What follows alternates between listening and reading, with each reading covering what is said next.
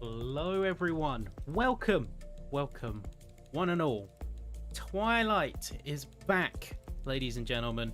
Twilight is back, and we are back with Season 2 in all of its glory for the real thing this time. So, for those of us who joined last week for our classification round in Suzuka, first off, thank you. The other thing that I did want to stipulate is that last round wasn't for points, so it's especially awesome to see the great turnout that we had in our classification round. But this is the full round one, so this is where drivers actually start competing for points, and this is where drivers start to see themselves in the fold for the full race. There have been a little bit of bugginess with the stream today, so apologies if there is any drops or anything doesn't quite look like how it should, but we are going through a couple of changes at the moment on the back end, hopefully doing some upgrades that will take effect from next round onwards, which we should see the benefits for. But let's talk about what we can look forward to. It is Spa Franchorchamps, and tonight, I think, as far as round one for series go, having Spa as your first proper round with points, that's certainly making a statement. Of course, it is a track that is absolutely steeped in automotive history. It is an iconic track. You have got all different manner of driving challenges. Of course, there is Radion and Eau Rouge. Everyone knows those corners, but even things like the Kemmel Straight, where we see insane speeds before heading down to Lecombe, Briselle, Pouon, and then Stavelot, Blanchimont, Bus Stop, Chicane, La Source, all different corners, all different lines and challenges that we absolutely love watching these drivers take on, and we should get to see a real round of skill on display. So in terms of how this series works, this is our first round for points, and if you joined us for our Twilight Cup or our classification round, this is going to look fairly familiar to you. But we have a 30-minute practice session, which we will be joining in the last few minutes of in just a second to get a proper perspective on who we need to keep our eye on. And we also have the opportunity for a 20-minute qualifying followed by a 60-minute race. So compared to our cup, that is a 15-minute increase, and we also have a mandatory pit stop. Now this is only for fuel. You do not have to change tires. You only have to go in for fuel, but you do have at least one mandatory stop during the race that drivers will have to take at some point. So I wonder if we do see any major track battles, how much is going to be decided by the pit strategy. Of course, it's 7,004 meters, 19 corners, and we are going to see several hundred kilometers of track distance being covered by these cars in total, as we all look forward to see who is going to come out on top and who is going to make that early statement heading into the first race. A couple of things to note is that we have got 3 classes, so you will see drivers with different colors next to their name. If they have a white driver number, then they are in the pro class. These are our best of the best, top classification. And then following on from that, we have the Pro-Am class, who will be designated with a grey driver number.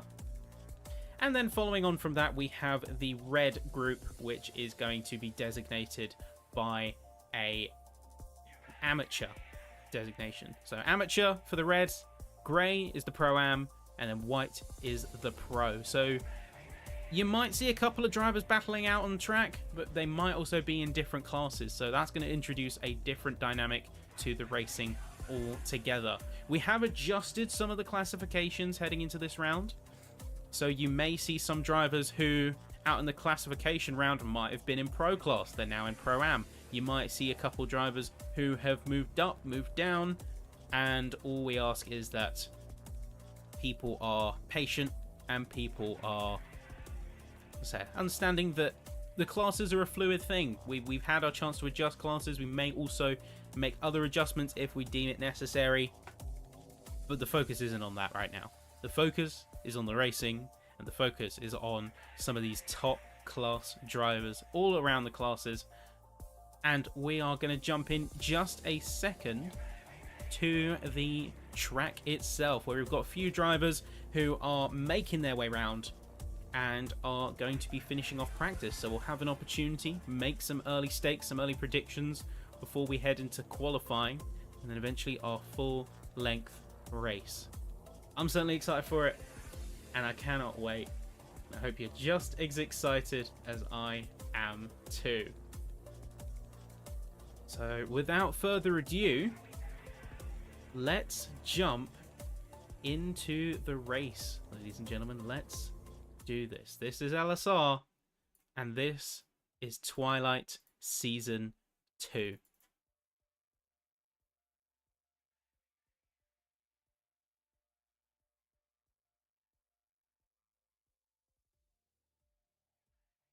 So first things first, you can see pretty much most of our drivers are out in the pits right now, and most of them are just sort of biding their time. I think they've sort of set their early stakes here in practice. We have a few drivers who've also yet to set anything out in terms of practice times, but looking at the timetable, we can see that we have got Daniel Moffat currently topping the timesheets here in free practice with a hell of a time. So a 2 minutes 18.157 is going to put him right at the top end alongside Krasnov, who's going to be just 17 or 18, milliseconds behind his opponent.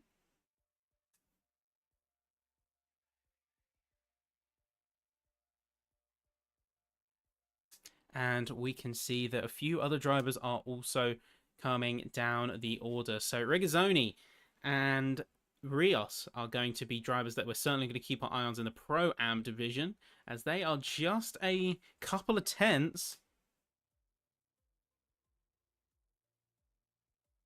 behind their competition.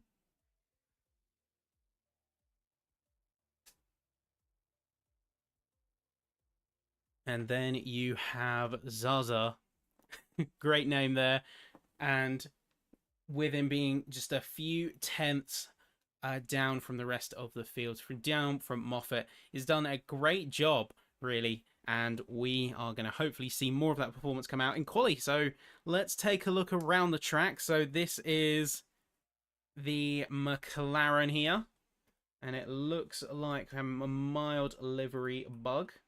So apologies for that.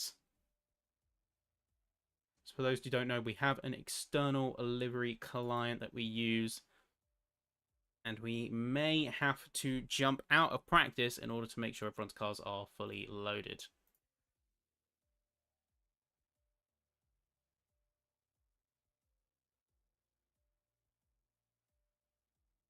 So there we go. Those were our practice times, and we are going to, I believe, unless it syncs up, we're going to take a quick intermission just to repair those issues, as it is. We're just going to quickly fix that livery issue. Hopefully there isn't too much delay in getting that resolved. But that was a look at our free practice runners.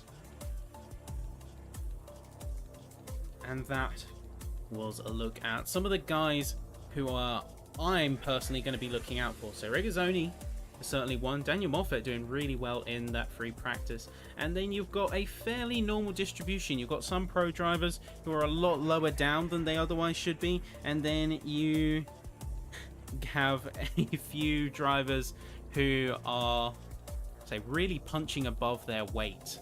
So especially Zaza in the amateur division is really looking good in free practice. P5 overall on the track, well clear of their next amateur runner. So I'm eagerly awaiting to see what performance they can pull out, and whether we're going to see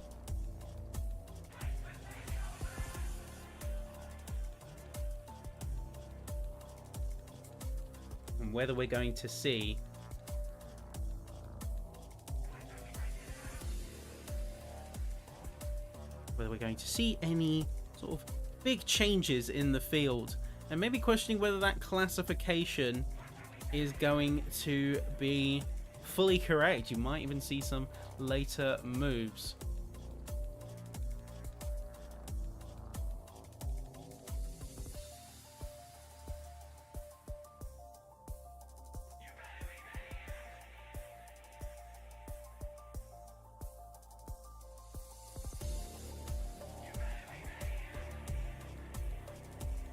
And here we go, folks. So as you heard from the audio cue, we are just jumping in now as we do have the livery issue resolved. Thank you for your patience, and let's get ourselves into the action.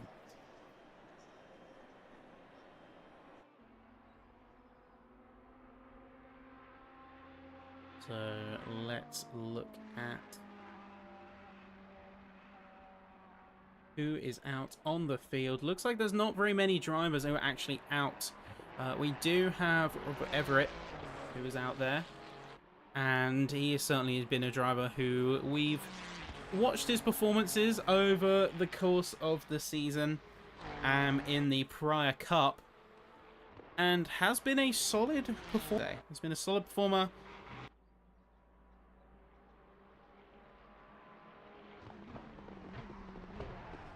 And one that I'm certainly eagerly awaiting to see. So he's in the Pro-Am division. He hasn't got time to his name now. I wonder if this is going to be a time that he will set here.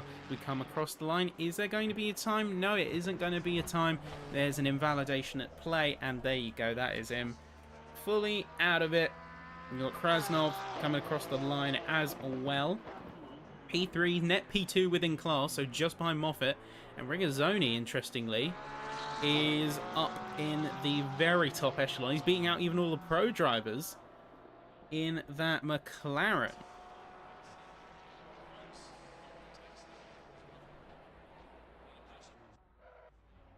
So a little bit of a slide from Brian Anderson as he's going to come out of the bus stop. We've got La Source. Zaza is going to be coming through. So P4, in fact. He's doing better than I thought he was. I thought it was P5, but no, he's out ahead of Rios as Regazzoni jumped up from that P5 spot into P1.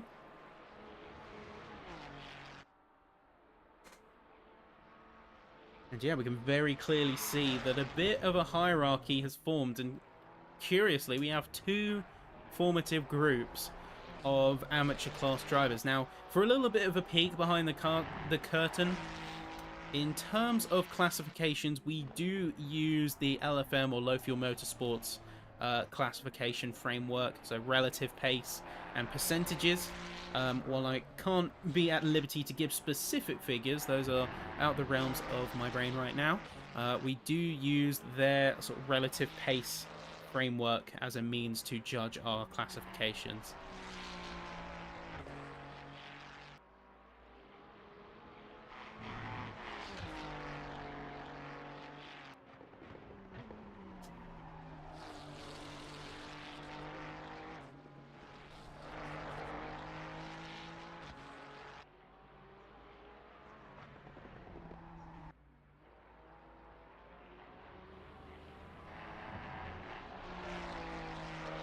But we are just sort of waiting for the timer to tick down now. As you can see, Zaza is going to pull off. That is Yusuf, who is sporting a very nice looking green, white and red livery. Really am loving the design on that car.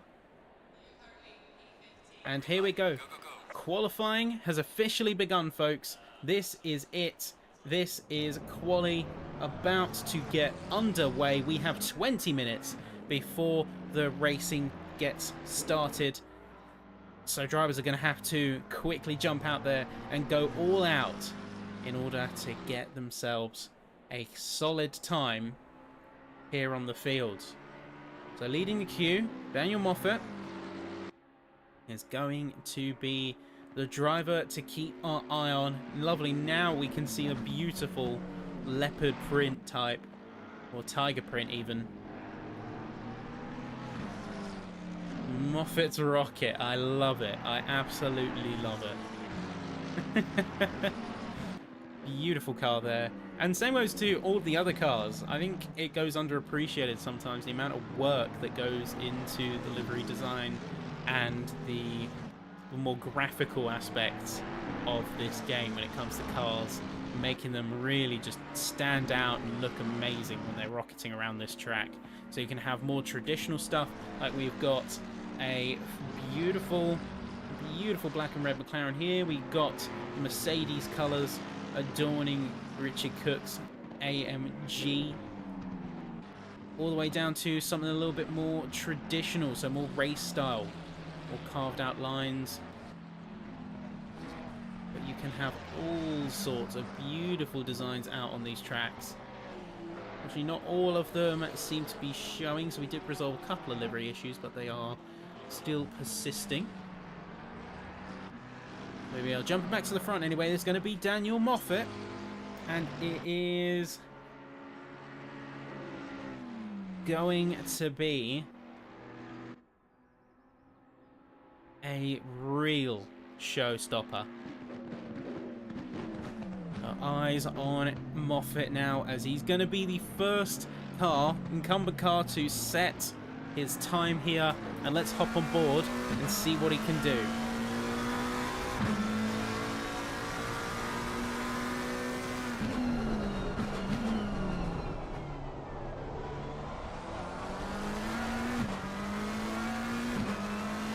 we go, very nicely done through the source, very nicely done there.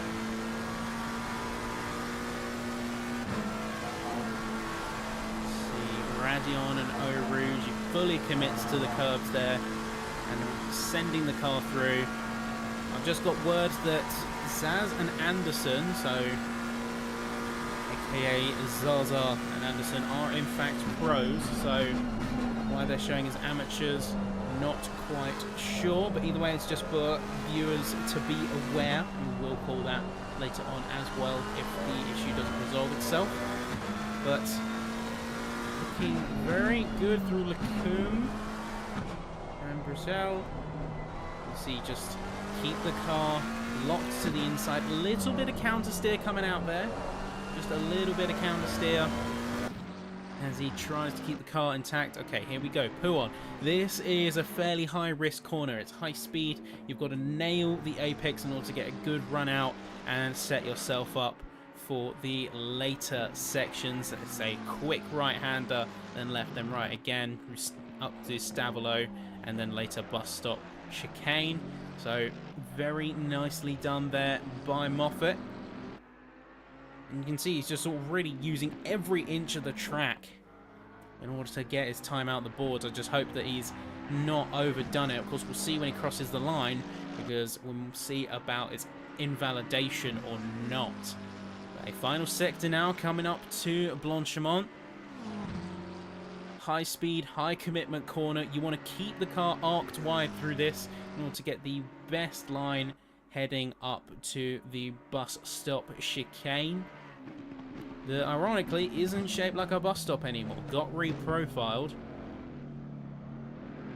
And very nicely done. Tight to the apex, avoiding the sausage curbs, and for Daniel Moffat is going to be a 218.082. Cook is going to be a second behind, and we're going to see, is Brian Anderson going to get a good run here? Yes, he is. He's going to get 6 tenths down, so second place. Rios a couple tenths behind as well. Zaza is going to come in P4, with Cameron going to be a couple of seconds down. Homer's going to be in P7, so great job for all the drivers who are coming through so far. Crazily enough, we're seeing quite a few of them who are actually sort of just jumping through the classes. Unfortunately, a few invalidations, so Sullivan, Blanchett are going to be invalidated. Gregorelli is going to do well and get himself in P8. Rigazzoni is going to be in P2, so very nicely done there as well from that other McLaren. Lightning Racing there. And you've got Starkey coming through with a P9. Yusuf validated, unfortunately. Gary Barham also going to be one of the ones to miss out. But I think that these other drivers are a little bit late to the crash. fact, I think these drivers might be setting up themselves for a full run here. Paul Sims in P10, John Gabbert, unfortunately invalidated, alongside Miranda. So you have Dismukes, who is in a space of their own, in fact, which I find both very curious and, for their case, very advantageous. As we come in through here, final corner. What's it going to be from the amateur driver here? Looks like it was a setup lap, so he is going to be going full charge on this time round. I want to observe what Dismukes does and sort of compare that to the likes of our other drivers. So like Moffat, Rigazzoni, for instance. I'm going to see maybe pick up on some of the things that we can understand about their driving that might be not so ideal. So right there, it's just a little bit of a wide line coming into Eau Rouge and Radion that kind of set them up pretty poorly for coming over the crest of the hill. Didn't get the best line, so as a result doesn't get the most speed coming down the Kemmel Straight. But they do a fairly good job of Lecum. I'd say a little bit too much curb. I think just in general, just the corner setup is everything. You need to get your car set up for these corners in just the right position, because a good setup means a good exit, and you can really just put yourself in the prime spot for a great follow through. I believe that was Blanchette just coming through there in a P10 spot, so good job there on the Pro-Am runner.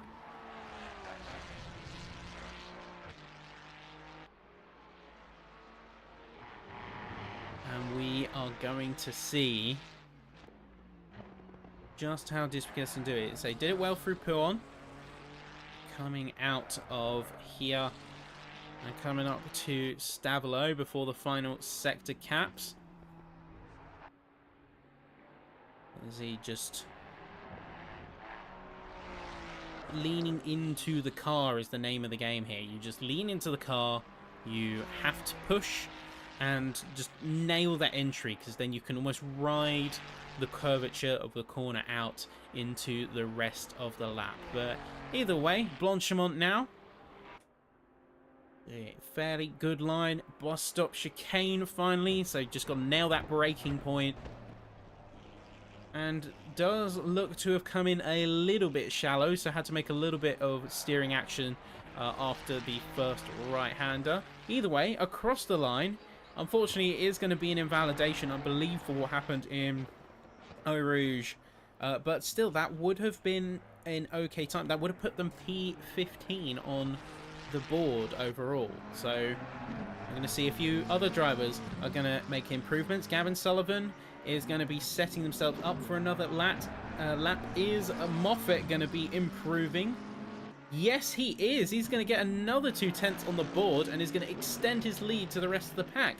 Richard Cook going to come across the line, and it is going to be a P6, so that is his best time so far. Brian Anderson going to be jumping up to P4 as well. So we have got, in fact, two pro tier drivers. Zaza and Anderson are pros, so they are going to be net P2 and P3 of their class. Adam Rios is going to be getting an improvement and putting themselves in P5, with Scott Cameron looking to be pretty happy with their performance. And Podadera coming in P16. Blanchette is going to make an improvement. Regazzoni is also going to make an improvement. So 5.5 tenths. Batek with their best time so far. Starkey coming in with an absolute corker and is going to be coming in P6, but immediately gets displaced by Nikkonen, who is going to be in that McLaren and is going to be quickly dispatching of that position, taking it for themselves, saying nope, thank you very much. Use of P16. Barham in P14. Paul Sims does make an improvement, but it is just enough to only usurp their P10 position once again. And a few more drivers coming along to cap off their laps. John Gabbert is going to be a valid lap and is going to be putting themselves in P12, so good job from him there. Now we've just got, I believe it's 5 drivers left who have not set a time, and they're predominantly in the amateur class. So these guys, the priority is not necessarily getting blisteringly fast times. The priority is more just to get something on the board, because that would by default put them at 21st position, even if you're 10 seconds behind the pack. Dismukes, unfortunately, is going to be getting another invalidation. And Robert Homer is going to be setting up a lap as well. Is Gavin Sullivan going to set something on the board? Yes, he does, and no less than P4. So, brilliant run there from Gavin Sullivan. Adam Rios next to come through. Is he going to get improvement? We say 218.2 to beat. And it is not going to be an improvement for the McLaren driver. Yeah, once again, predominantly McLaren. So at this point, everyone's cars are locked in. That's a crucial detail here. Crucial wrinkle is that everyone's cars are locked in this instance.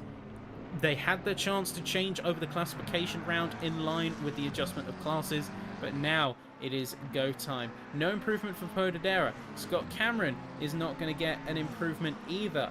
Dimitra Mishin is going to be 21st position, but is not going to get anything. But Gregorelli is going to set their best, going P12 along with Blanchett.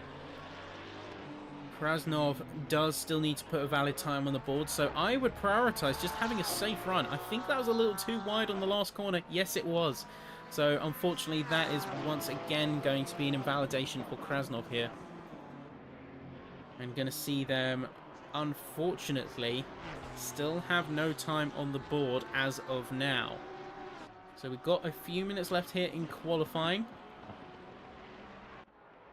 And we have, crucially, new drivers left to still set time. So we have, namely, Krasnov, Dismukes, and Miranda, who have not set times on the board. Looks like Miranda could be getting a time, but Dismukes has no choice but to yield, as Zaza looks to have been on a run and got caught in traffic. So Dismukes, I might have to be on the receiving end of a lap abandon, and there you go, yields as well for the Porsche of Robert Homer. Is he going to get a good time on the board? Nope, unfortunately no improvement. And yeah, once again, Dismukes not getting a valid run. Richard Cook coming through now, as we have 6 minutes left to go, and the time pressure is certainly crunching. We're going to stick on board with Richard Cook, examine his lap, see what he can do coming round the track here.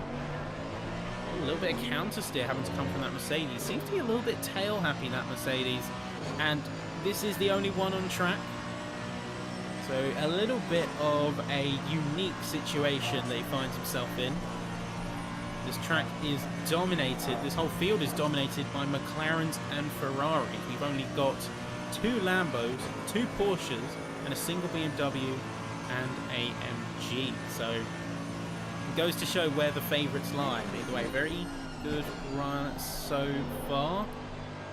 You want to be listening for that curb audio. That is the crucial signal for these drivers to say, yep, I've nailed the approach, I've nailed the exit. Want to hear that rumble of the curbing? Just that little buzzing.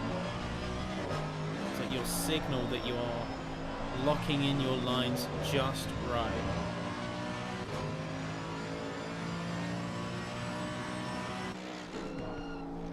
You see, popping outside the car, almost touching the grass. A little bit of a riskier line there.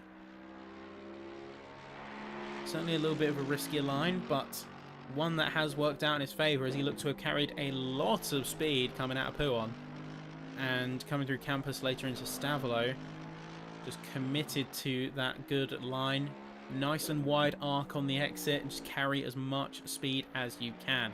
This section, you need to get the greatest exit you can out of Stabilo, and that is going to set yourselves up very nicely for the last sector. Coming up to Blanchimont now, and looking like he is on pretty good time. Yeah, looking like he is on fairly good time as of current.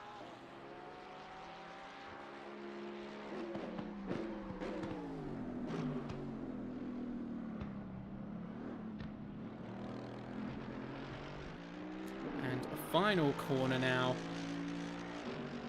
for Richard Cook. Is it an improvement? It is unfortunately not. It's in fact a second down on his previous. So not going to be walking away with a adornment of new positions. Everett does improve, but his lap was deemed invalid.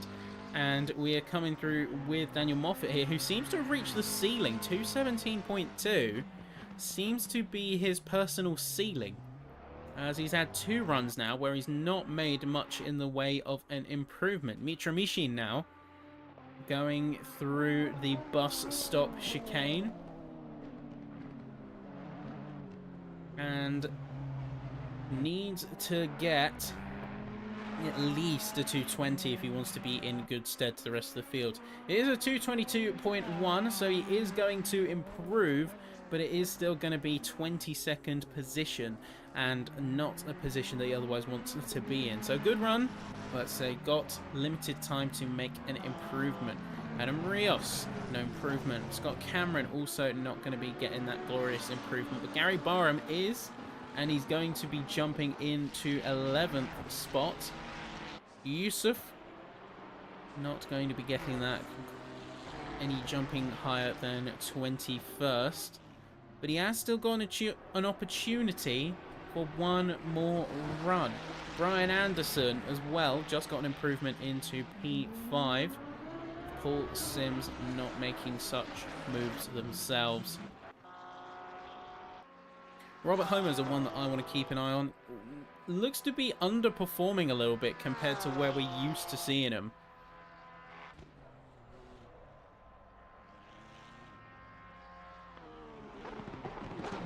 So I'm curious as to how he's going to come through. Very wide of the apex on the approach to the bus stop chicane, so a little bit late on the braking. He is going to improve though. He is going to be jumping up to P14, so a couple of key spaces which could be crucial in his race efforts. Dismuquez does get a time on the board, and it is going to be a 220.970, so nicely done there, and has put himself in very good stead for the amateur division. So net P20 doesn't look like much, but that is still, considering errors, that is net P4 in his class, remembering that Zaza and Anderson are pros as well. Rigazzoni is really punching above his weight, I've got to say. He's definitely punching above his weight in that McLaren of his. In fact, we see him coming through now. Are we going to see any more of an improvement? 217.8 to beat. And we're going to be sticking on board with him, as he's going to be sort of our last key lap that we're going to watch and keep an eye on. Is that a little bit of a rearward slide for the McLaren there? I couldn't really tell.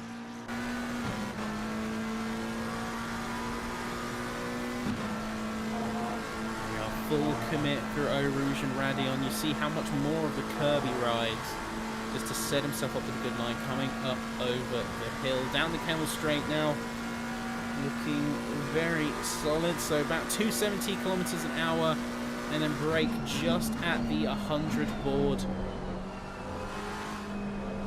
Very nicely done. Nice and wide on the curbs. Stay away from the grass, because that could dirty up your tyres, Brissell now. Final few seconds here in qualifying. So everyone in the pits has fully conceded their spots. And now this is the potential full grid order. If no one makes an improvement, it is going to be Daniel Moffat, who is in fact going to be a 217.0. He broke his glass ceiling with 217 almost flat. So here, Pouon, speaking of flat, took it very aggressively, did Regazzoni. Zaza and Anderson have leapfrogged the amateur driver, so he has an opportunity to do something really special here. As we are coming through to the final sector. out through Stavolo. A little bit shaky on the exit there, but has carried the speed very nicely. Blanchimont now, full commit, high speed corner. This is what we want to see.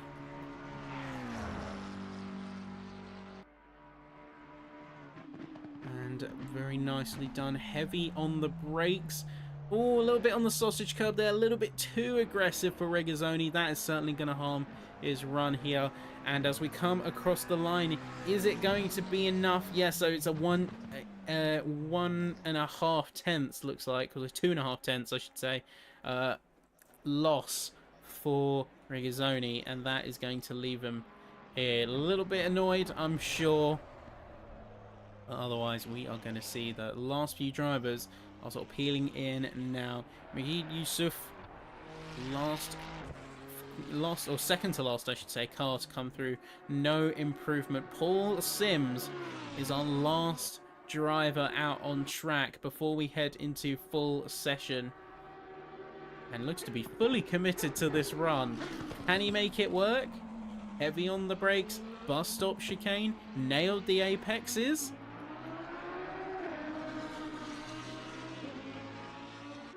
And it is unfortunately not an improvement, but you can see that the timings are in to the point where they don't fit on the board. So we have, of course, Daniel Moffat in the top position with Zaza in the second spot. Anderson in P3. So top podium positions are all taken up by pros.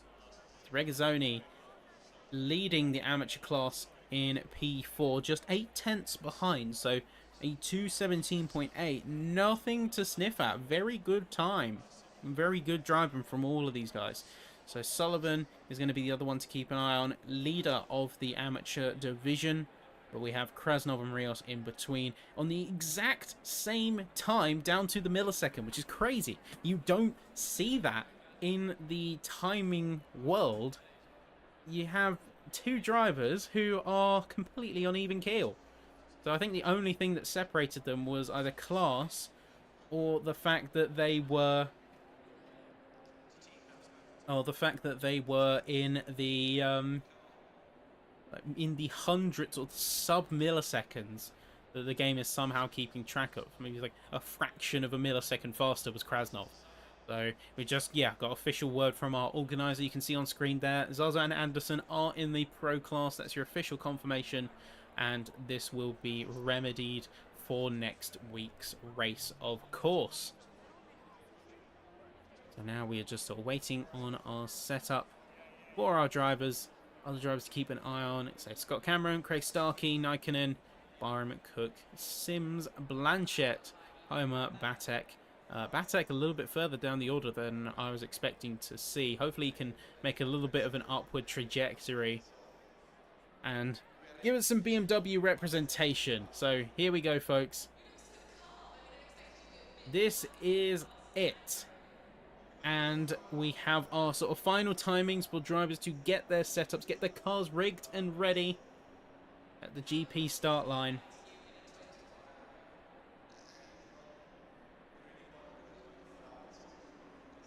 Before we are heading out and before we are going for the full race. So an hour-long race, mandatory pit stop, at least one mandatory stop with... And you can see that everyone is pretty much ready to go. Setups applied. And everyone's in racing spirits. So let's do this. We have a good 60 minutes ahead of us. And cars should be setting off at any minute now for their formation lap.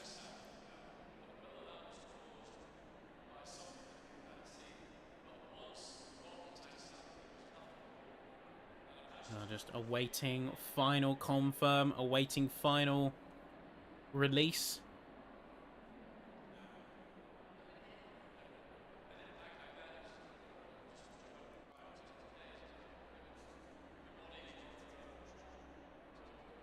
And then we will be getting in to the race.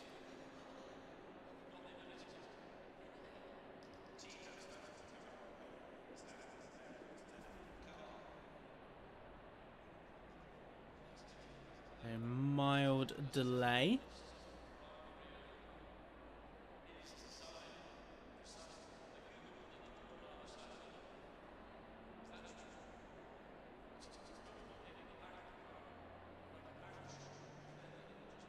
Okay, there might be an issue on my end, folks. I'm just going to quickly take us to an intermission screen as I look to resolve issue. We may have a little bit of sync problem.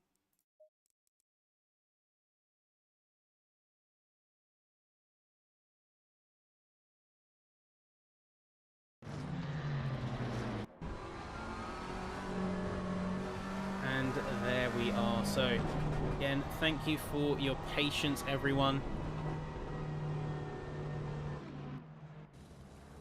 And we are officially setting off for our formation.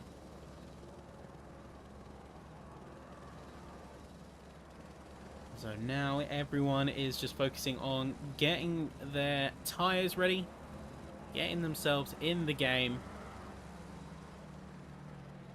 as we are sticking on board with Daniel Moffat for the time being.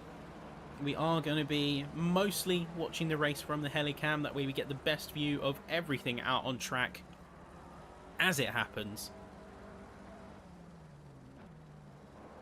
And I believe we also have, I can just get a confirm from the team, from the officials.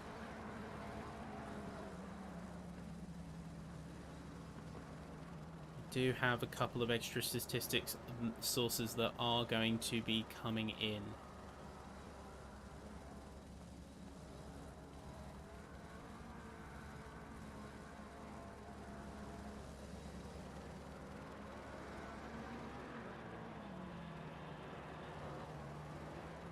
There you go, through the final sector.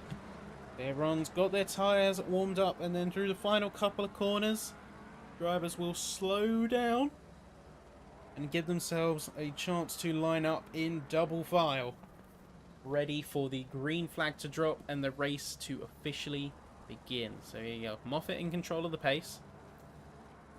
You can see drivers starting to bunch up a little bit further down the field.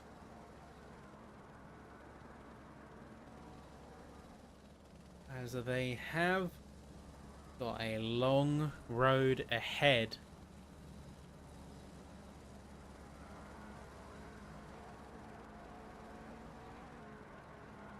A very long road ahead before they can get themselves some healthy points. Looking at the field, Moffat looking extremely strong, I have to say, in that initial run. I wonder how much he is going to be challenged throughout this field. As you can see here, it's taking a bit of a wide arc. Ooh, a little bit running close. Here we are now, everyone running double file.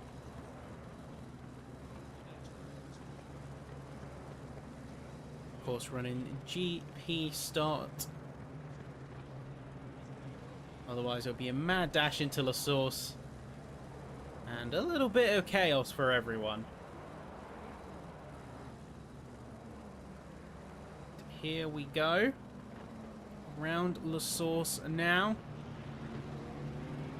Everyone's going to be hopefully lining up. Yep, you can see there. All geared and ready to go. This is it, Twilight Season 2. And this is going to be our first proper round, our first inaugural round.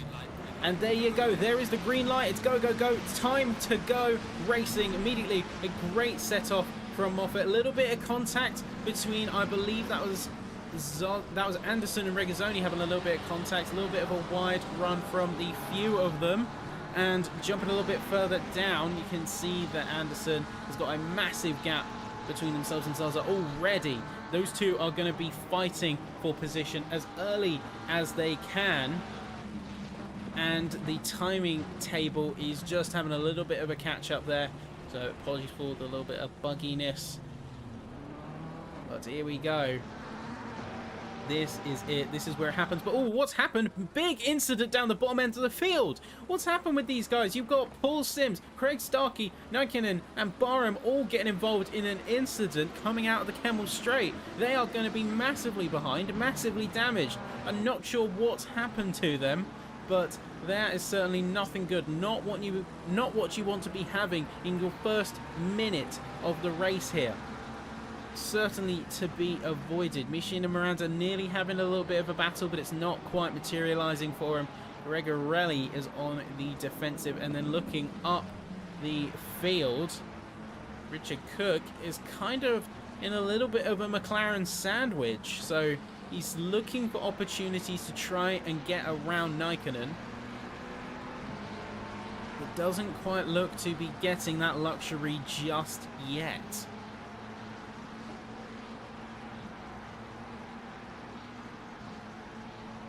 Yeah, looks like there are incidents all up and down the field, minor contact and then major in the case of our four back markers that we are seeing down lower in the field. Big Krasnov on the defensive already from Sullivan.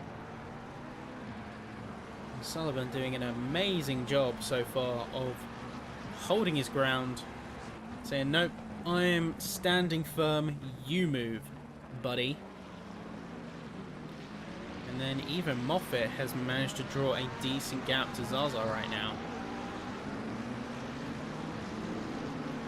Yeah, my eyes are firmly set on the two McLarens either side of Richard Cook right now, because one of them could either make a blunder or make a potentially really good move if they play their cards right. Ooh, a little bit of a rearward skid for Adam Rios, but he is going to keep it all held together. Coming down the Kemmel Straight now. Is he going to tee up for a move? He's getting closer and closer to the back of that AMG. He is going to send it down the inside to the point where he goes deep and goes off track. He is going to have to hand that place back and is going to lose a little bit of time in the process. Cook did have to take a bit of avoiding action in order to prevent an incident, but there you go. That is Rios making an attempt. I respect the bravery, but it unfortunately did not work out in his favour here. And then you have a few other drivers. So Homer's already got a little bit of his own space, and then you've got a couple of runners down the bottom end of the field. So Blanchette in particular is looking to get around his rival Gregorelli, and Yusuf is doing a good job of keeping it on the back of him also. So we'll certainly have to keep an eye on these guys, as it's looking good through Puan. Actually quite wide for Blanchette there, so he is going to lose some time, but he is going to go over the pebbles. Or the marbles. Is it pebbles or marbles, chat? I'd love to hear your take. I know they're officially called marbles, but I've seen a few commentators and other people use them interchangeably, so love to hear your take. Either way, Paul Sims managed to get a move coming out of Puan on Craig Starkey here, so he is going to get himself a nice healthy 17th position, and is going to start to make his way back following the incident that he shared with some of these other drivers. Podadera, Miranda and Michin are going to be other drivers. Interestingly, these guys have lost a significant wad of time to the rest of the field. Michin could be looking for a move here. I can see him teeing up and trying to keep an eye on where Miranda is going, coming through Blanchimont and now to the bus stop chicane. Looking a little bit aggressive on the brakes there. No, very nicely done from both of them. Michin, in fact, came out of the bus stop chicane looking a little bit stronger than Miranda, so we'll keep an eye on these two, as they could be going for a potential battle coming up to Kemmel Straight, depending on how well Michin plays his cards. He does get a little bit of a better exit, but he goes over the curb, so he does lose some speed. But yeah, the setup through Eau Rouge and Radion is going to be vital for these two drivers. They need to nail it here. Michin going a little bit of a tighter line, but again, just a little bit too much on the curb does lose you speed, so you need to find the right compromise between curbing and track. And he doesn't look like he's going to be going for any sort of move coming through down the Kemmel Straight. In fact, Podadera could be in the crosshairs of Miranda right now. so I wouldn't want to go anywhere. Miranda does leave a little bit of space, assuming that Mishin's going to be going for it, but Mishin with a really big snap of the rear coming down into Bruxelles is going to lose a significant chunk of time to McLaren and the Ferrari up ahead. And again, big snap of oversteer for Mishin. He looks to be struggling a little bit in that Ferrari. A little bit tail happy. That car is looking maybe not fully comfortable in his setup yet. Not sure. I guess time can only tell. Everett, in fact, is going to be heading into the pits already, curiously enough. I'm wondering if we are going to see him pull out of the race, because very peculiar to have a driver go into the pits so early into an hour's running. Well, Daniel Moffat doing a really good job. Currently also has the fastest lap, 2:17.5, so not too dissimilar for his qualifying pace as well.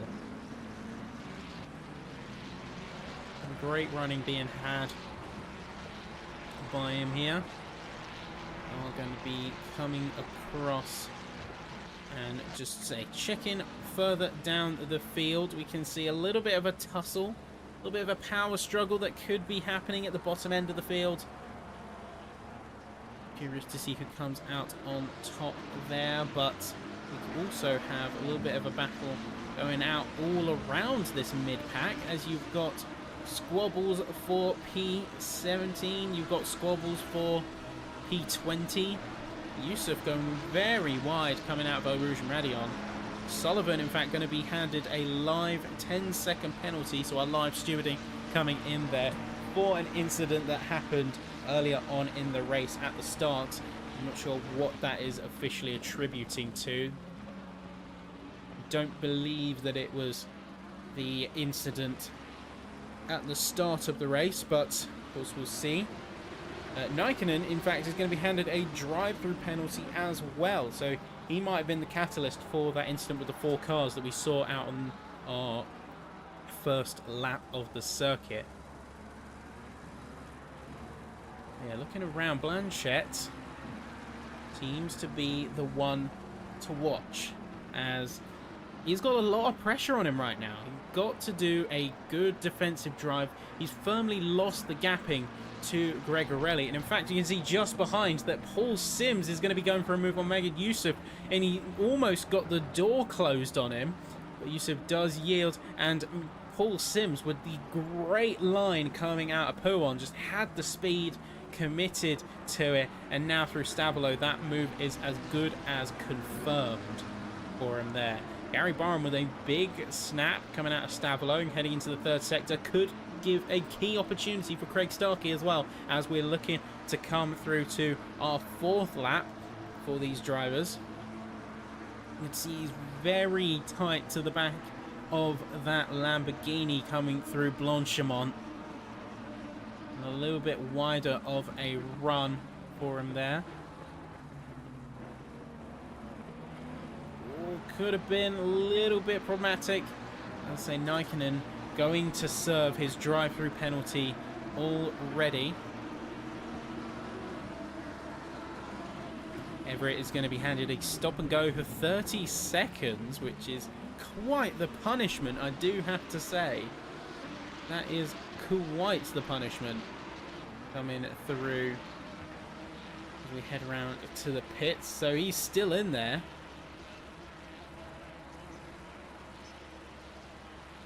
And he is still going to be in there for a fairly long time. Paul Sims now is going to be going for yet another move. He is absolutely cutting through the field, trying to rejoin the pack of pro drivers. He's going to be making it around Ryan Blanchett with seemingly little to no effort. Just nailed Eau Rouge and Radion, and he's nailed the Kemmel Straight.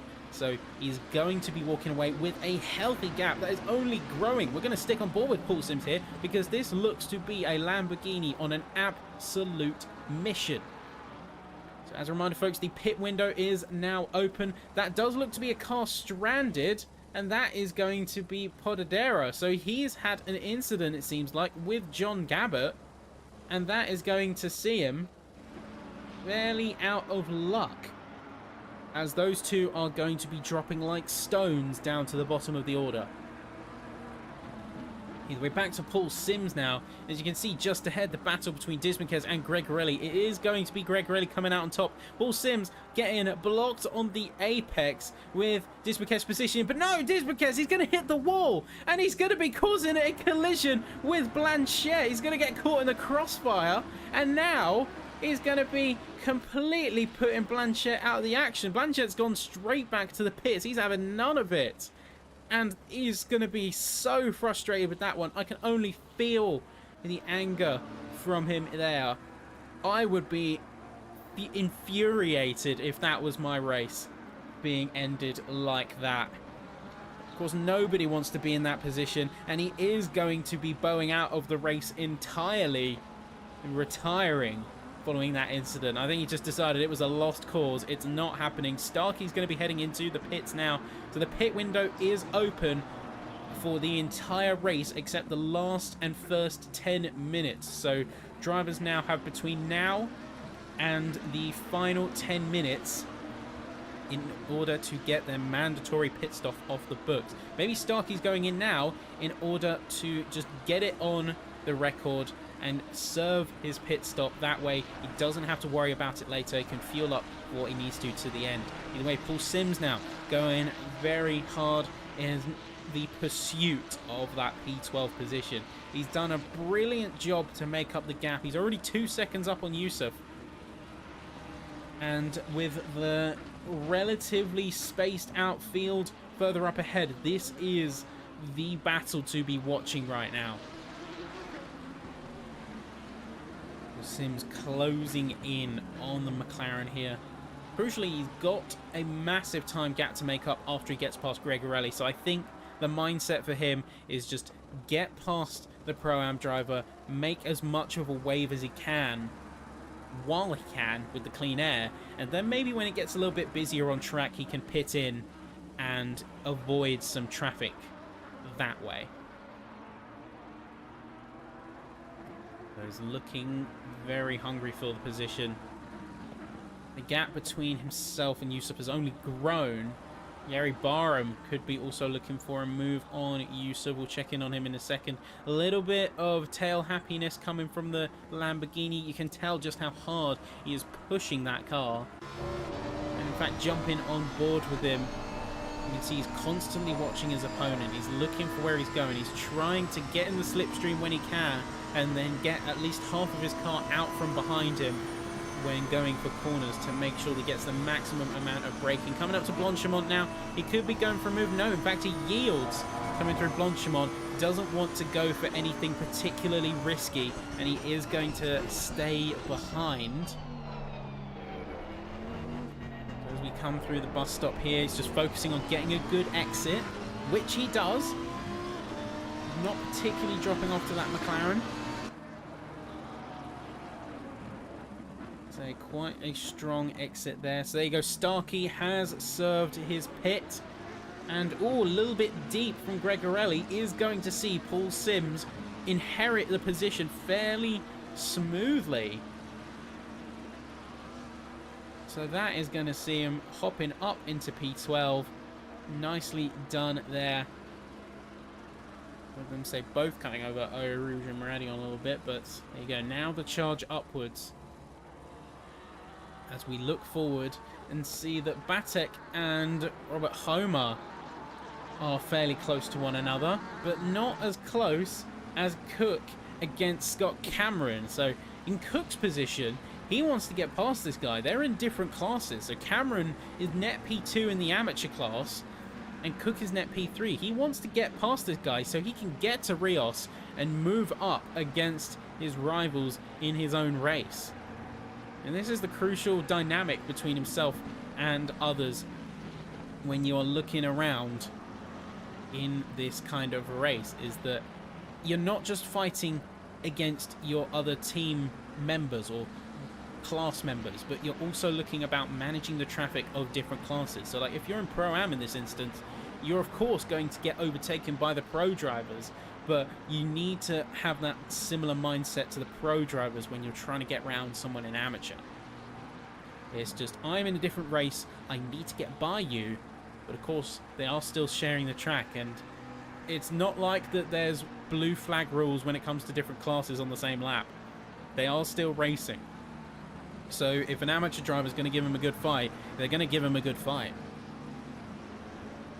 But there's his target just out of shot there. You see Rios. And then at the top of the field, again, very spaced out. And Moffat has done very well to sort of make a good, clear initial gap. With Zaza and Anderson also looking to be in their own realm. So Disbakes is going to be heading into the pits. He's given a stop-and-go 30-second penalty for the incident that he had with Blanchette that we caught just earlier. He is going to see himself in a bit of hot water. And Podadera is also going to be getting 10 seconds with his incident earlier. I believe that was with either Michin or with Gabbert.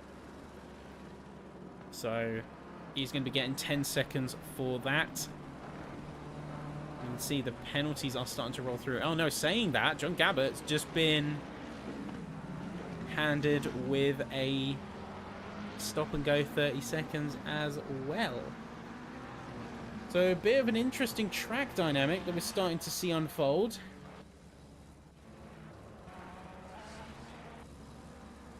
Yeah, so Gabbert, stop and go for 30 seconds. So certainly not a mark that you want to be having on your record.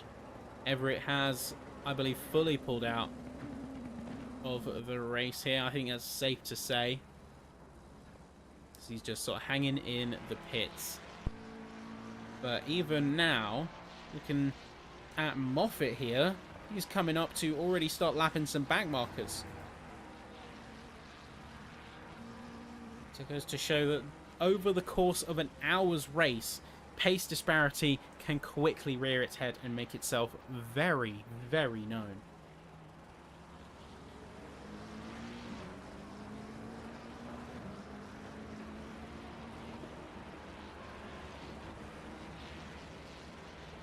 Right now, just keeping an eye on Anderson as he is looking a little bit closer than he would like to Krasnov. And remember, these two are in the same class, so it is just as real of a battle as anything else. He needs to be driving on his best behaviour, really. So on his best behaviour, because if he makes a slip, if he gets the tail a little bit too wide, messes up a line, he is going to be held accountable for plenty of loss of time. And Krasnov is not going to let him go so easy. Could be seeing him move a little bit further down as well, as that is going to be Podadera making way for traffic. Although Starkey is not such traffic, and he is going to be going right around Podadera, making a good advantage out of the blue flag rule in order to get himself by and get himself up to P19. So he's had his pit stop. He's one of the first drivers to do so. And if we're counting on that basis, then he is in a very good position. Because he got it out the way, and now he doesn't need to worry.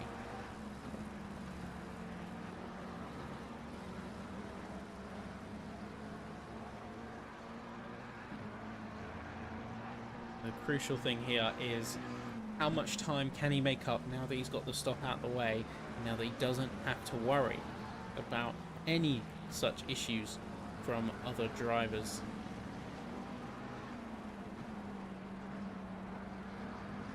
Cook could be looking for a move here. We could also see a little bit of a battle starting to unfold between Batek and Homer. These two have been in close proximity for the course of the race so far. Of course, only BMW on the track, so technically Batek is representing the Bavarian Motor Works in its entirety. How well is he going to defend from the Porsche that's chasing him down? He's got to absolutely nail this next sector if he wants to keep him at bay. Franchorchamps, a little bit of wide running, and you can see that Homer is just looking for opportunities there.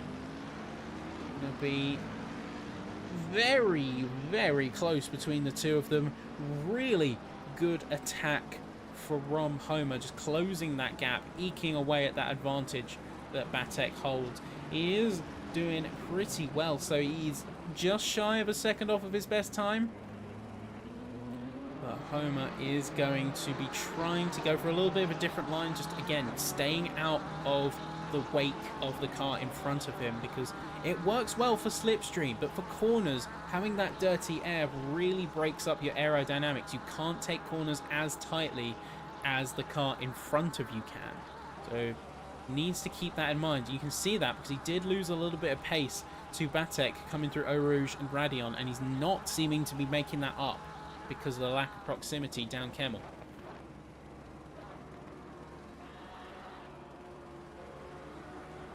That battle looks to be sated for now.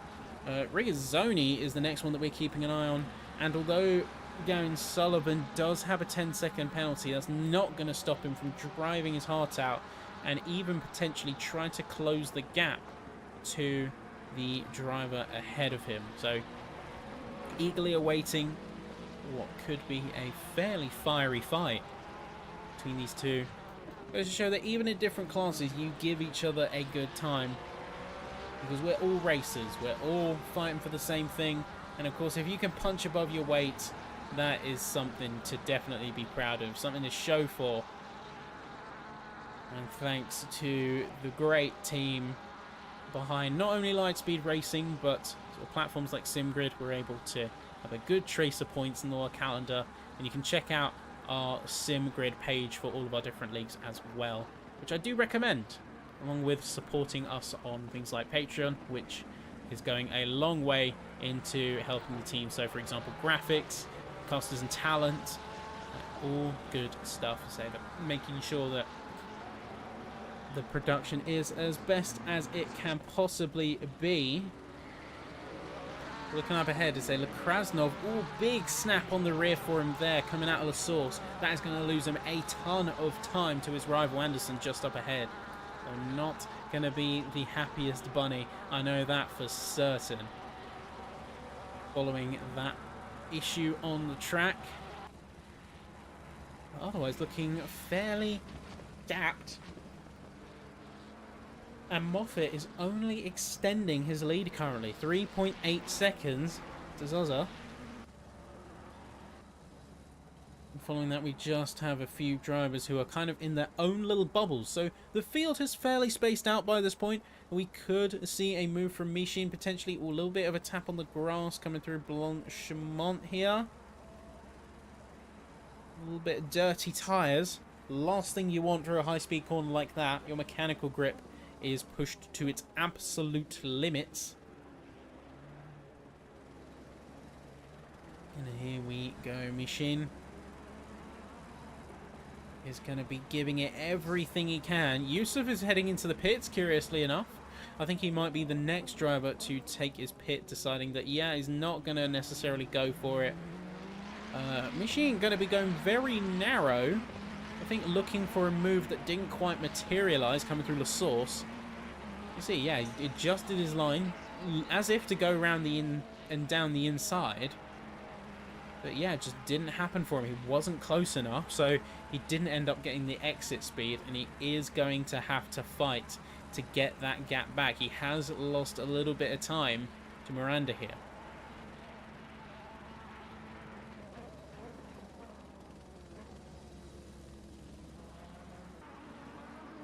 Around the field, Gary Barham has dropped down to P14, Gregorelli, and Paul Sims, who has really pushed the boat out in terms of gapping to his rivals.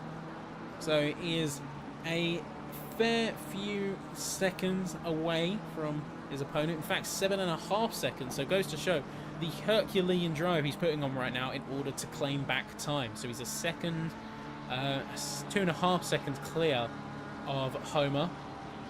And he's got more work to do, as there's a little bit of a tussle with Homer trying to get around Podadera, and Podadera in fact is going to be heading into the pits once again.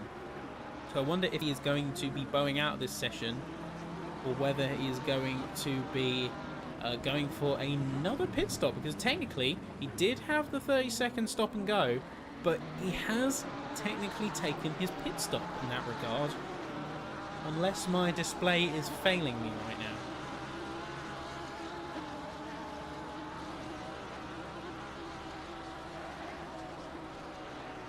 We're looking around, it does seem to be all quiet on the Belgian front, at least for now. Homer's slowly eking away on that time gap against Patek, and Paul Sims is driving like an absolute track weapon in order to claim back time. See, this is the Paul Sims that I want to see.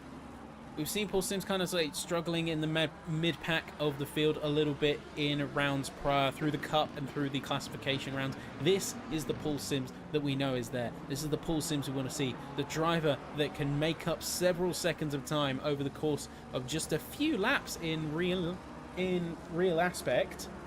Just a few laps. So good to see everyone in the chat. Good to see everyone.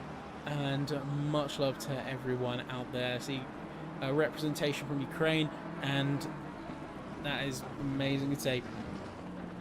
Hope everything is okay in that situation. Of course, you know, it's still ongoing what's happening in Ukraine. It's a difficult thing, and I can only hope that everyone is okay. And great to see representation here as well.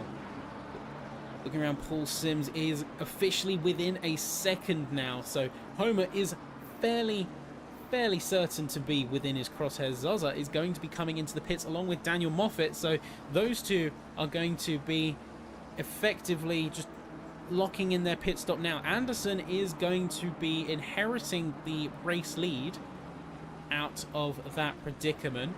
I wonder if any more drivers are going to follow here. So we have a few other cars that are coming through. Looks to be a car static. And Robert Homer, curiously enough, is going to be pulling in and just letting Paul Sims go. Maybe he's just decided doesn't want the fight, doesn't want to have it, and it's not worth the struggle. So Batek is going to be the one that's in fact heading into the pits, along with Gregorelli. So a few drivers. Miranda also in the pits too.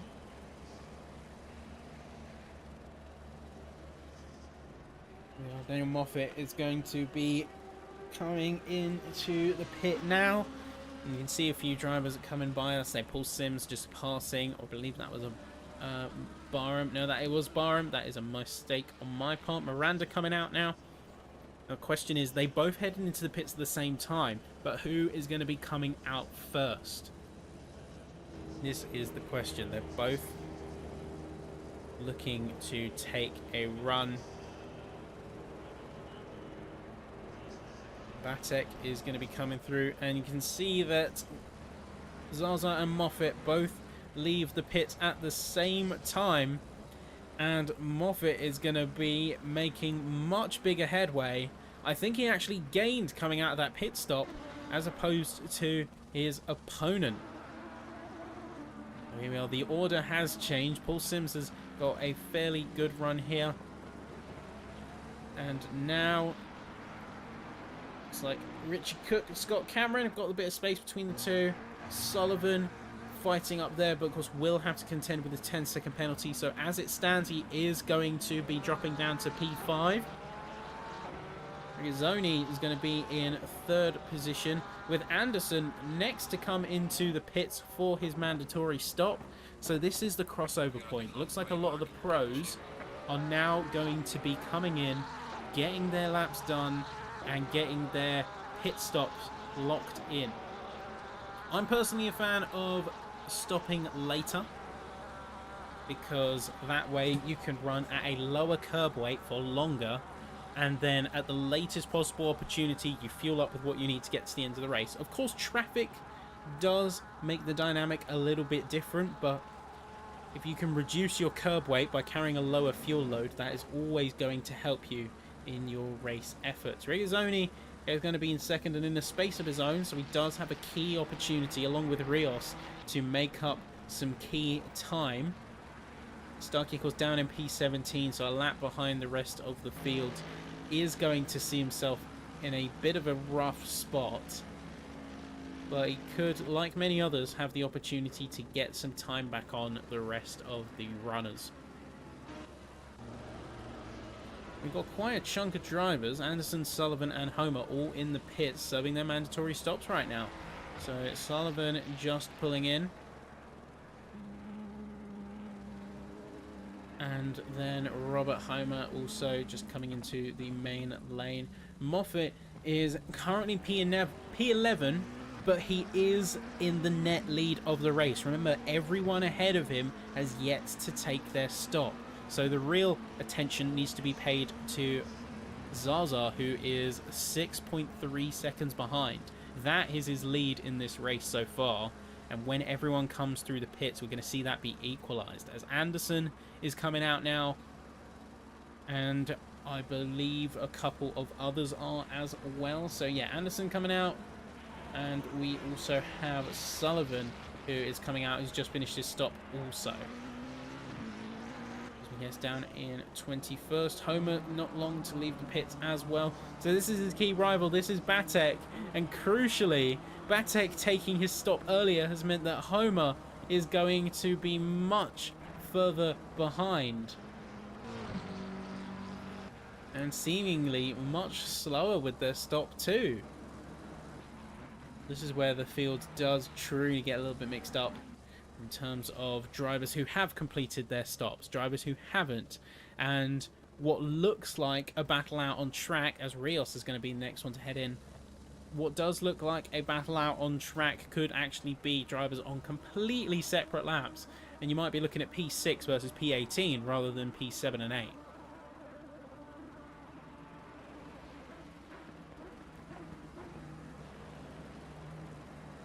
So we are. Paul Sims also going to be coming in.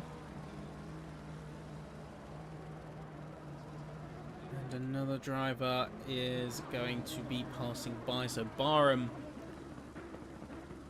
is going to be inheriting a few positions, at least for now.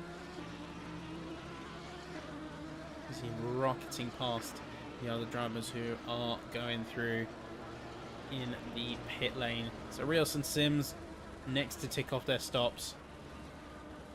And of course, the other drivers do eventually need to follow suit soon. So Nikkonen, Mishin, Barham, Sims, Rios, Cook, Cameron, Regazzoni and Krasnov are the drivers who have yet to take their mandatory pit stops. And as of the time of watching, have got a little bit of a difficult task ahead of them.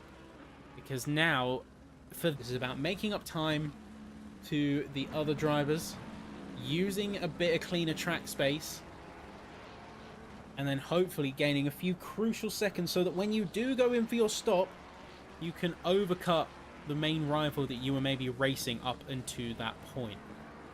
So in the case of Cook, for instance, I could be heading into the pits now if I liked.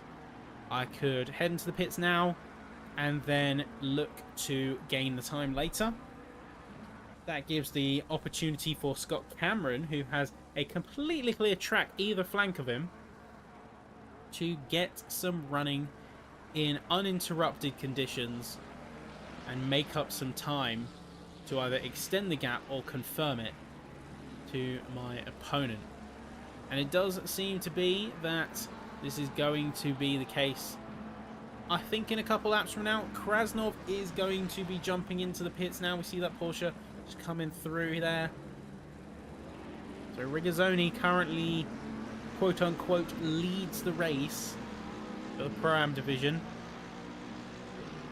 Krasnov also in net P1.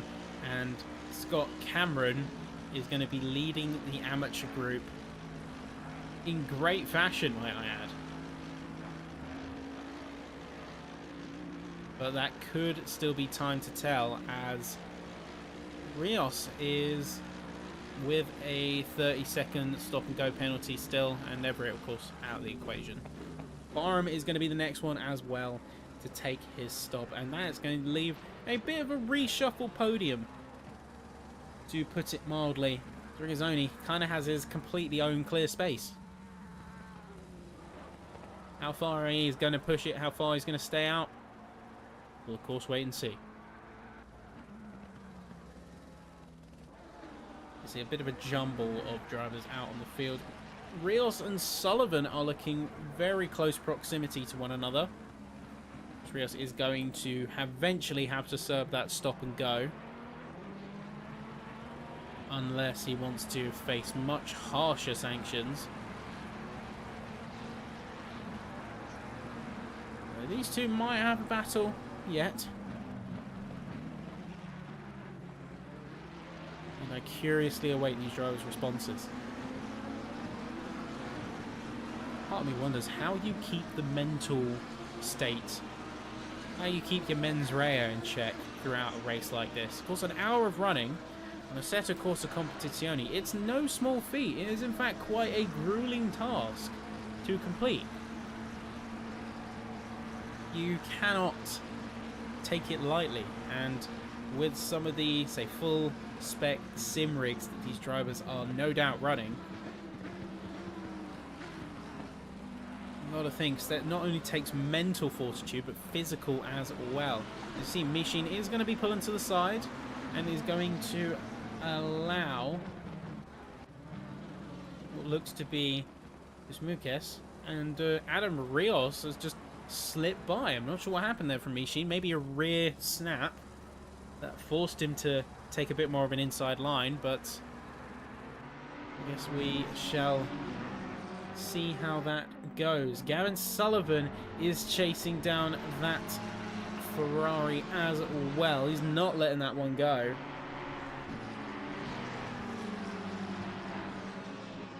He is going to be going full push. And you can see that Rios is going to be a leader in this fight, and a little bit confusing as the timing tower hasn't fully updated.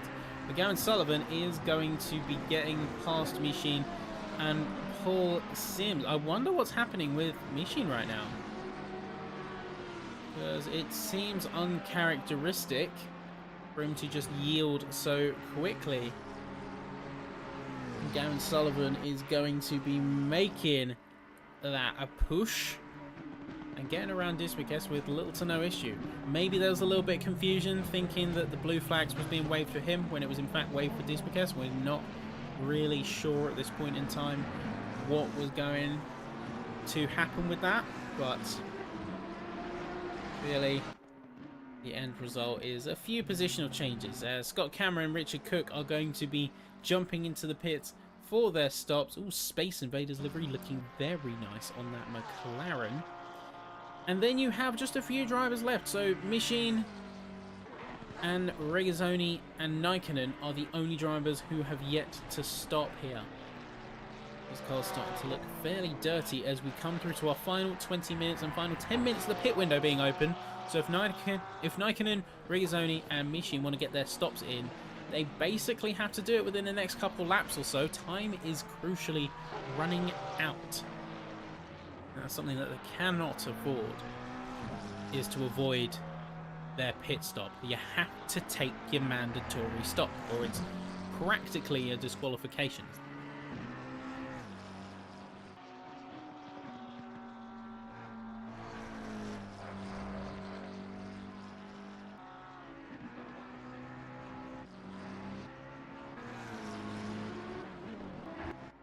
Around the field, things are fairly equalised out as we come to the 20-minute mark.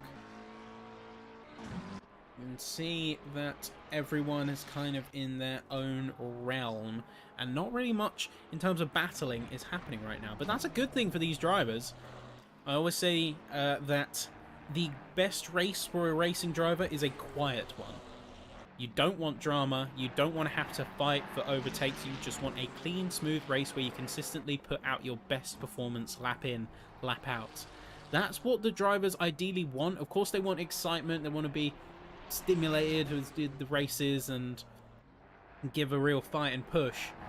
But in an ideal world, what these drivers want is just a race where they can have the space to perform at their best. And fighting, as riveting and exciting it may be, does make you go a few tenths slower. You are fighting for space, for position. You don't have the full room that you want. Whereas we're on board with Robert Homer here. It does look like he is firmly chasing down the McLaren of... Let's see, where are we? We lost the camera. It looks like he's chasing down the McLaren of Regazzoni, who still has yet to take a stop, and he is a fair chunk away from any other main rival. Rios is going to be coming in, and that is for the purpose of serving his penalty. Well, his main rival, Gregorelli, is fairly far away. You can see Barham visibly having damage to his Huracan there. And Mishin also in the pits means that he is going to be getting his mandatory pit stop out of the way. And looking around the field, it does seem to be a bit of a battle starting between Batek and Cameron once again. So I wonder if these two are going to make a little bit of a brawl for space with each other. Batek going a little bit wide and coming down into Pouon here. You can get a good Pouon. He sets himself up well. A little bit of shakiness coming from that BMW, a little bit of pace loss. He is going to be losing some of that gap to the McLaren. And you can see he's hungry for that move. He looks to the outside, doesn't quite get the confirm, doesn't get the space. Could he be looking elsewhere to get a move? Another little bit of over-rotation coming from the BMW. He's really pushing at the ragged edge of what his car can allow right now. And it shows. It's a testament to the level of pressure he is under to try and keep Cameron at bay. He knows that he is an amateur driver, but he's not going to be getting past. He doesn't want him to get past. Here we go. Blanchimont. True test. Much wider run, much faster run coming through there from the BMW. And is ultimately going to get a little bit of a pace gap on to the amateur driver behind.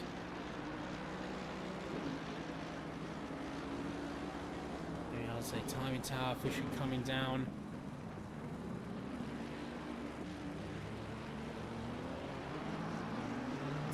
Could see Cameron going for a move here. Oh, looking a little bit risky. He's going to be Justin. Oh, that's tapped the rear. That is tapping the rear of Batek. Scott Cameron, he goes for a gap that ceased to exist before long. He is going to yield and is going to make sure that there's no positional change. So the sportsmanship there is certainly shown. But that was very scary. That could have turned into something much worse. If Batek span out through that straight coming out of La Source, that could have very easily turned into a dangerous situation. Yellow's coming out and all. So luckily, didn't see much more of that. But I think, say, Cameron now thinking twice before going for anything spicier, we'll say. Regazzoni coming up to the back of Gregorelli here, as he is still in the lead of the race. Daniel Moffat is in the net lead of the race, crucially. And you can see a few of our runners we are cycling through. Yeah, Daniel Moffat about to start his 19th lap. And is technically still a race leader because he is going to be coming out in first once Regazzoni has taken his stop. So looking around the field. There we go, say Regazzoni is going to have to pit basically this lap, I think. I think if he's going to get a pit stop in, he has to do it coming into this lap. He's either this or next lap, he's not going to have enough time after that point. I'd recommend doing it this lap, get it out of the way, then you have a much clearer idea of where you stand. But he's got to do it pretty soon before that pit window closes. That crucial window is not going to be open forever. You have just 4 minutes left on the clock. So now all this lap, he has to go in, or he is going to be absolutely excoriated. No, choosing not to go in, very curiously. He is not going in. So he has to go in next lap. I think he's wanting to try and get the position, and you can see the blue flag coming out for Gregorelli. He wants to get past Gregorelli before going in. I find very curious the strategic decision being made there not to go in now. It does seem a little bit peculiar in my eyes.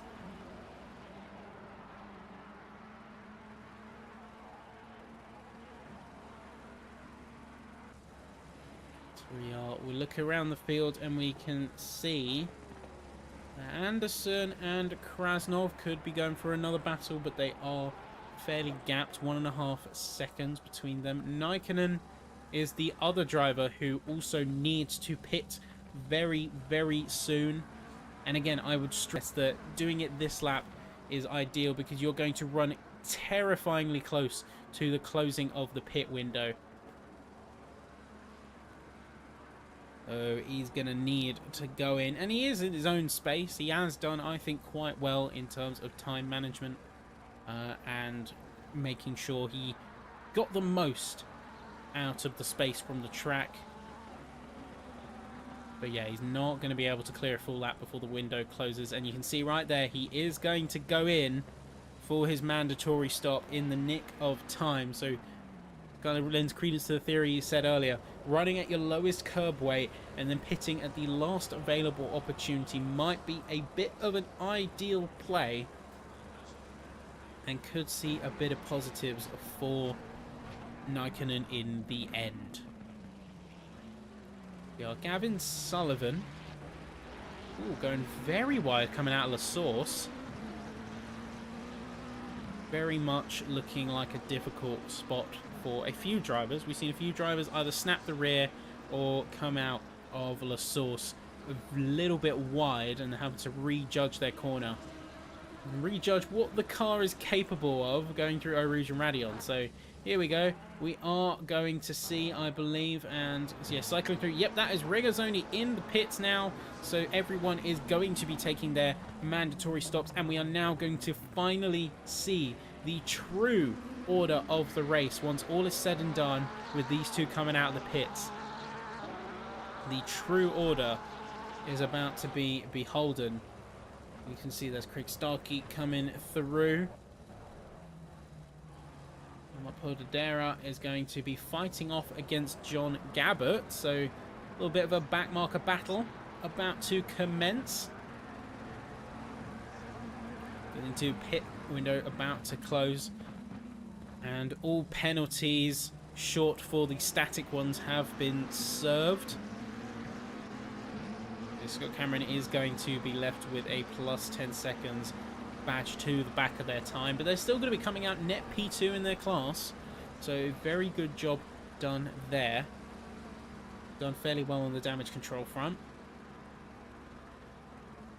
So you can see John Gabbert, he's getting very close to the back, and he's going to be seeing Podadera go for defensive maneuvers. He's going to lose some speed, and down the Kemmel straight, it is going to be John Gabbert going around the outside, but Podadera has the inside, and it isn't going to be a full commit. So pit window is closed. That means the final 10 minutes of the session are in the progress, and the race is into the last few stages, last few laps before we finish. Grammatical errors aside, I'm sort of catching myself, struggling to keep up with the action a little bit. and stammering over my words a little. It does look like we might still see a few battles yet coming out on track. Gregorelli and Homer could be one to keep an eye on. Barham and Batek could be a potential flashpoint as well, as those two are closing gaps relatively fast. Anderson and Krasnov also could be one to keep an eye on, but as predicted, once again, it is going to be Daniel Moffat re-inheriting the lead of the race, and fairly comfortably so. That is a very substantial gap that he has built up to his opponents on the field. As Zaza, once we wait for the timing tower to update coming through the final sector, Zaza looks to be over 10 seconds behind Daniel Moffat here. The level of pace on display from all drivers, but particularly these top runners, cannot be understated. And oh no, that is a minor correction on my part, as that is in fact Regazzoni. He has taken his stop and was very quick about it, because he is still going to be in second by 6.5 seconds. So minor correction for me there, and it is going to be a very good race for Regazzoni. He's really done well here to maximize his opportunities. I just want to say very warm welcome to everyone popping up their heads in the chat and doing great. Hopefully going to get a network upgrade for next week, so we will see some improvements both in visual quality and as well hopefully in the graphics that are being displayed. If our internal testing goes to plan, we should see some upgrades next week, so definitely be tuning in for that. Looking around the field, 7 minutes 40 to go. Mitra Mishin, P17, and sort of bifurcates the top runners, so slotted right between Zaza and Anderson, and a little bit of a space of their own. You can see how these drivers are going to navigate the back marker they're quickly coming up against. And if, crucially, as we keep an eye on Anderson for the moment, Anderson gets stuck behind Machine at a inopportune moment. So if he gets stuck right in the middle of a corner and has to yield and drop speed, that could be a key opportunity for Krasnov to get the advantage and push himself up to P3 and take his place in the pro class. The net P3 in pro. Regazzoni, amazing job with the Pro-Am first position, and over 30 seconds clear of Richard Cook, who is the next driver in his respective class. Here we are, Anderson getting dangerously close to Machine now. Getting very close, and it is almost going to be the time to see whether he can get past or not. Very slow from Machine there. He is going to be pulling to the inside though, and there's not going to be any hold up. So good sportsmanship and good control being shown there by all parties. Good stuff to see. Paul Sims up in P7 after a brilliant bout of driving heroics to really make up some good time. He's truly maximized his performance this race and siving his way up the field as well. Barham has caught up a little bit to Patek here, or Batek, sorry, mispronunciation. He has caught up to Batek, and Batek going with a very, very wide line, but Puon now. This is sort of the do or die of your race. And looks like Barham got a very good pull on. He's made a lot of time to that BMW very quickly. What a run through there. A little bit, say, a bit much of the curb. I think Batek going a little bit aggressive in terms of his lines. And through Stavolo here, we've seen that gap really close between these two drivers. Of course, they know by this point that it is crunch time. So if they're going to make a move, now is the time to make it in the final closing minutes of the race. The question is, who is going to be the one to come out on top? Is Barham going to go for a late lunge? Is going to be Batek who's going to pull it out and just defend perfectly for these last few laps. Let's wait and see. Either way, Barham going to be going a bit more defensive. Inside line here, coming to the bus stop chicane. He's looking like Barham is going to be on the ropes. Batek is going to be trying to place his car right where it's inconvenient for that Lamborghini to try and get a move in edgeways. Either way, Batek is once again going to be a little bit defensive. Barham is going to be going a bit narrower, playing a little bit of crisscross with the two of them, but Batek really messes up Lasource's exit, and Barham is going to get it down the inside through that first corner, technically, and just slot himself ahead, but Batek's not done yet. They're going to be looking around the outside. Batek is no choice but to yield through Eau Rouge and Bradion. He is going to be walking away from this one, and we are going to be seeing that Barham is going to come out in P10 just ahead of the pro driver. So a little bit of a showing up there, so a little bit of a class difference being put on display as Barham has jumped ahead of the pro driver. So a big concentration of cars over here, but that is really just P8 and P9 being split by Miranda. So how quickly can Scott Cameron get by? Are we going to see a fairly easy run? Yep, blue flag coming in. He has the room now to try and chase down the Chikuk. But 3 minutes left to go. It is going to get a little bit dicey as these drivers are going to be desperate to close any gaps, close any time they have. You can see that Anderson and Krasnov are so close to each other by this point. They are very close to each other.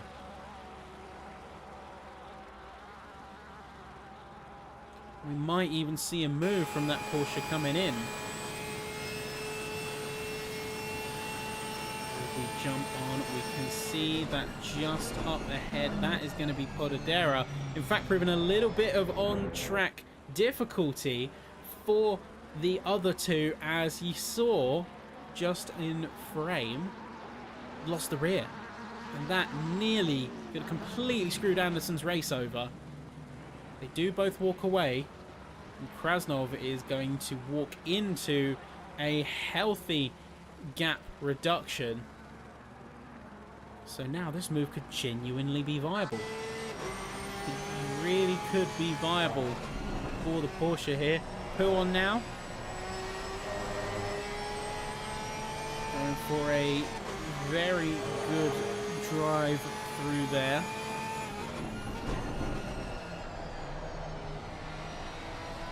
Now, are they coming up to more traffic? That is John Gabbert.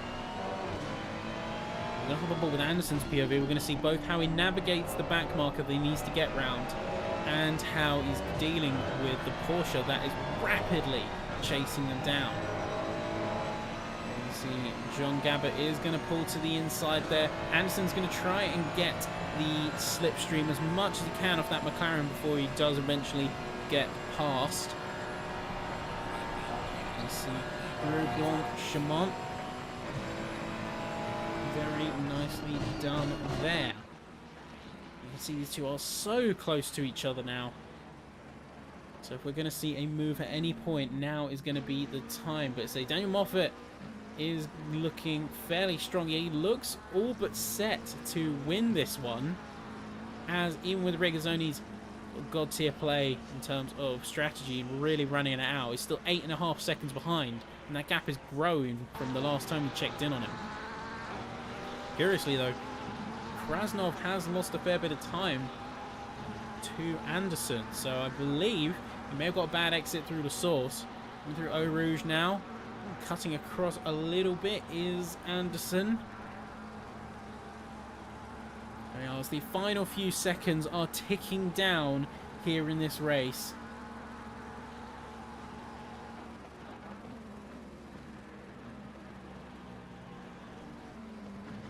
The final few seconds are about to be cleared, and the race winner is set to be crowned at the end of this lap, folks. So the timer has ended, and at this point, and ooh, what is going on there? Little bit of a network hiccup. Apologies for that.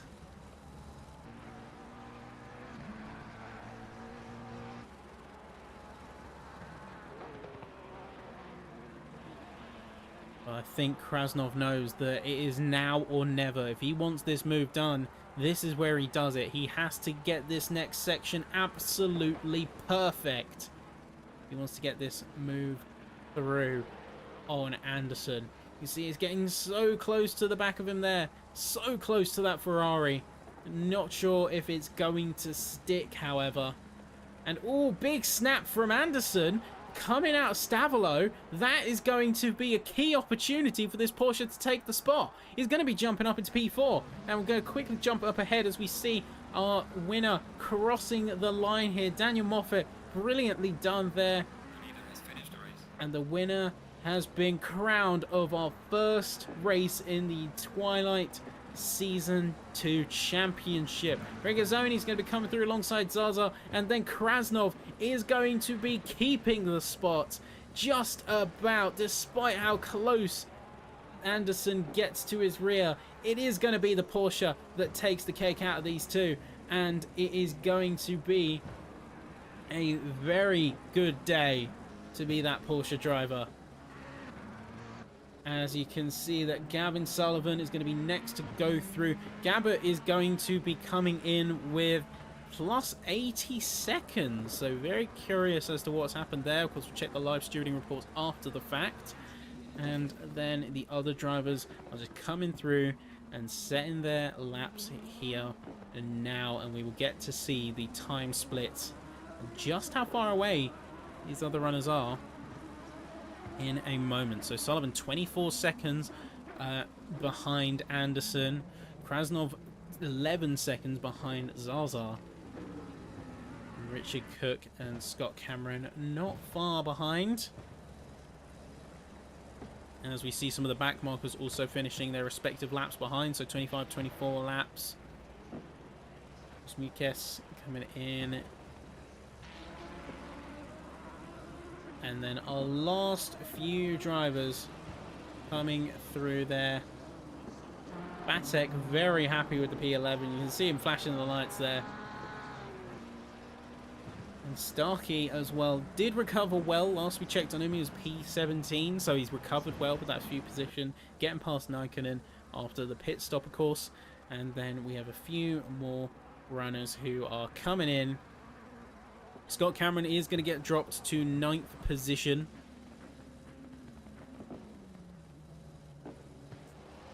And then we have Rios, who's last to cross the line.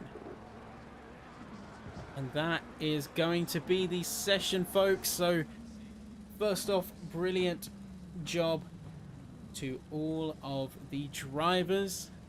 You can see as the session has come to a close, this is where we call it, and this is where we say goodbye for now. So crucially, of course, one thing to note is that we did have live stewarding out there tonight, but we do also have the additional opportunity for drivers to report incidents that weren't caught by the live stewards, and they will of course be reviewed, and we will see where that goes. So great job had by all. And we can see that some of the chat is coming through now. But we've of course had Spa, and we will have ourselves next round. It is going to be none other than Barcelona. So Catalunya circuit, Barcelona is going to be our next home here in the Twilight Season 2 Championship. So, hope you've enjoyed tonight, folks. It has been great fun casting for you all tonight. I've been Sappy. Well, you can jump in and see all of our work as we have multiple series. It's not just the Twilight Cup. We have multiple series as well around our organization. So we have, for instance, we did have a support series as well But even looking beyond that, we have Super Sundays, we have a midweek league with Turbo Tuesdays, the Trofeo Cup, just to name a few. There's plenty of events, so definitely jump into the Discord if you haven't already. Check us out on Patreon if you want to support the work that we do here. And with that all being said, we will see you next week. Or for some of you, it will be tomorrow for the SimGrid Grand Finals. And we will see you there. So take care, folks. You've been amazing. I'll catch you next time.